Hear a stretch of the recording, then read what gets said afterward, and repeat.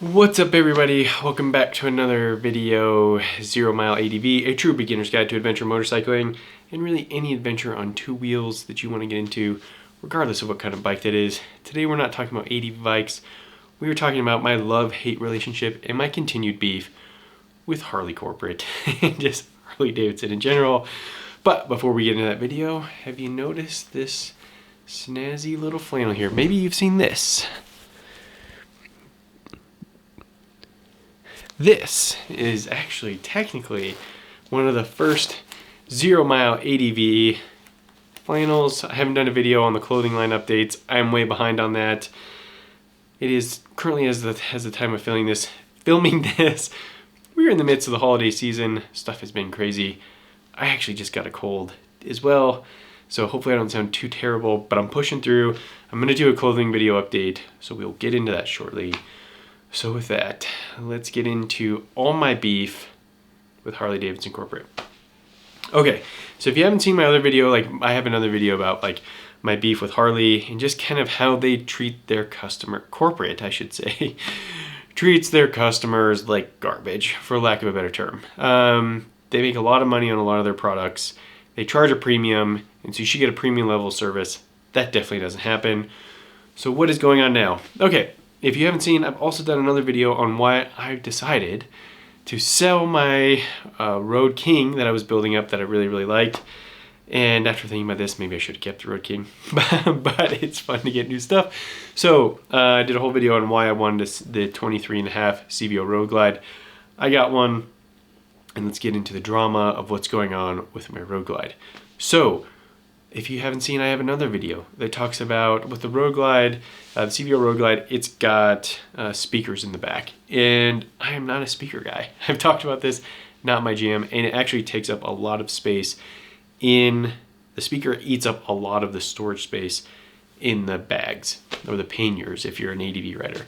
And if you're an ADV rider, you like to actually carry your stuff. And as somebody who's trying to film my process on motorcycles, I'm carrying cameras and safety gear and all sorts of stuff, and so I actually need to use the bags.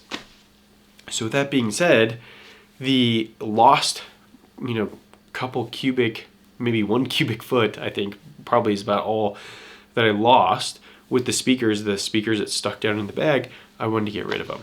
But knowing that Harley, one thing that I really enjoy about my Harley Davidson is just the community around customizing your motorcycle. So if you're not familiar with it and you don't know what CVO stands for, it's their custom vehicle operations. Every year Harley, if you haven't watched my other video, they release only a few numbered CVOs across the country, and they come with these custom paint jobs.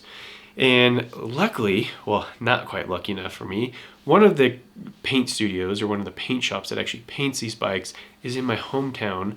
I don't live there now, but it's where I grew up and went to high school in Golden, Colorado. I still live in Colorado, about a few hundred miles from there now, but is a paint shop called Gunslingers in Golden, Colorado. And so they do these one-off paint jobs, and so they want to protect the paint codes. So let's talk about this, because my goal, I should back up, was to simply replace the lids, because you can get new lids and then without speakers, and then you basically just swap out the lid, and then you don't have the speaker and you have more storage space. So it makes more sense. I don't use the speakers, I don't need the speakers, I just want the lids. So with that, I started by first, there are a number of companies out there like Hogworks, a few other companies that actually make replacement parts for bikes. Of course, I was calling around, none of them have the Whiskey Neat, which is the custom paint color, have a paint code, because Harley keeps that paint code under lock and key. So why is that? Let's get back to that question. Why would Harley want to protect this paint code? So if they have their custom bike, right, and Harleys are widely customized, and that's probably why a lot of people get them. I think for a lot of reasons is because it's super fun to build them and customize them. They ride great. Overall, it's a pretty great product.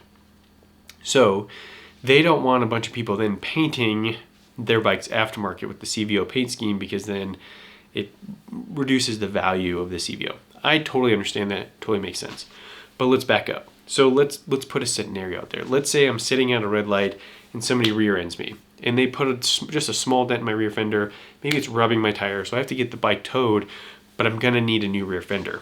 They have a process of which you can get a new fender painted and replaced for your bike if this were to happen. Or let's say I were to drop the bike and I were to completely shatter my one of my bags. They have a process in which you can get a replacement bag for a CVO. So in theory, you should be able to get a part painted to match this custom paint code. So I was working with a local painter here on the western slope of Colorado. Shout out to Jake for helping me do this. And you know, he was calling around, see if he could find anybody that had the paint code because Harley won't give it out. I have some contacts at a local dealer.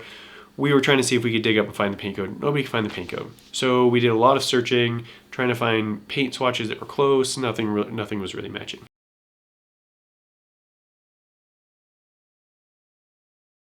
So after a while of trying to like find something that was close, the next process was, as Jake's like, you know, it might be easier because Gunslinger, the paint shop that paints all this, you know, there's 2 paint shops in the US, one of them being in Golden, you could just go to them and have them paint your lids for you. So I thought, okay, no problem. Like, I would rather give the business to my local guy here, but if we can't, not a problem. So I call up Gunslinger, I get through right away, not a problem. Get the guy on the phone. I'm like, hey, I've got this CVO. I need new lids. Can you paint them? And also, Gunslinger has terrible Google reviews, and I understand why. The guy was not friendly at all. And he's like, well, we can't do that. Like, just super short. You have to go through the dealer. The dealer can have them painted. Have them contact us. We'll figure it out. I'm like, okay, well, do you know what the cost of that would be? Could you tell me like how much it's going to cost? Have you paint these lids? Wouldn't even give me that information. I don't know. You have to go through the dealer. Okay, no problem. So then I go to my local dealer, and actually shout out to Brad in parts at my local dealer. Super cool guy. I go back to him, I tell him we already have the lids. So like we ordered primered lids, like I'm ready to go. The lids weren't terribly expensive. I have the lids with no speakers in them. I just need to get them painted. So go to Brad, give Brad the information. I'm like, the guy said you just need to call him and set it up. Maybe I give him to you. He won't tell me what it's going to cost because maybe you guys are gonna mark it up or whatever. Totally fine. Just let me know what's going to cost. Let's get these things painted, right? So weeks go by and Brad's like, I can't get a hold of them. They're not answering. They're not calling. I'm leaving a message. They're not calling me back. I can't get a hold of them. Well, there's like an event. There's a big ride going on. And so I'm at the dealer and Brad runs out and he's like, hey, I finally got a hold of Gunslinger. And they basically said, no, we are not painting it. You're trying to do a custom paint job on a custom CVO. We're not going to do that. We're going to get in trouble. So I'm like, you got to be kidding me. Okay, so I'm like, what are my next steps here? So I then tried calling Harley Corporate. Well, if you called like the parts department, it was like kind of like, you know, like because you can order stuff online, right? And you can call them this same kind of loop. Oh, you got to call the paint shop and then go through your dealer and they'll do it. And it was like the same story, but everybody kept repeating the same story and I could never get where I wanted to go. So finally I said, all right, screw this. I called Jake back and he gave me a backup plan. So basically there is a local paint mixing studio here that has like a light scanner that can scan the paint and it'll basically look at the reflective properties of the paint and give us a paint code. So I took the lids down there to them and at first it was kind of a no-go. So I'm like, man, now I've got these lids. I'm gonna have to deal with just the speakers, I guess. Like I'm just gonna have to return the lids and call it good. Because the new scanner, like they have a brand new scanner, wasn't really coming with anything relatively close. And then finally the guy's like, actually wait, we've got this like older color scanner. Let me pull that one out because maybe they used like a historical color and it might get us there. So we scan it and actually the paint was pretty dang close. Like when we hover the swatch, it's got like, it's painted and it's got a hole so you can see your original paint coming through and then the paint around the outside. Like it was like dang close. It actually looked really good. It's like cinnamon something. I don't know what the color was. I can find out if you want it and you're going through this process. You have a CVO whiskey and you want this. I'll give it to you.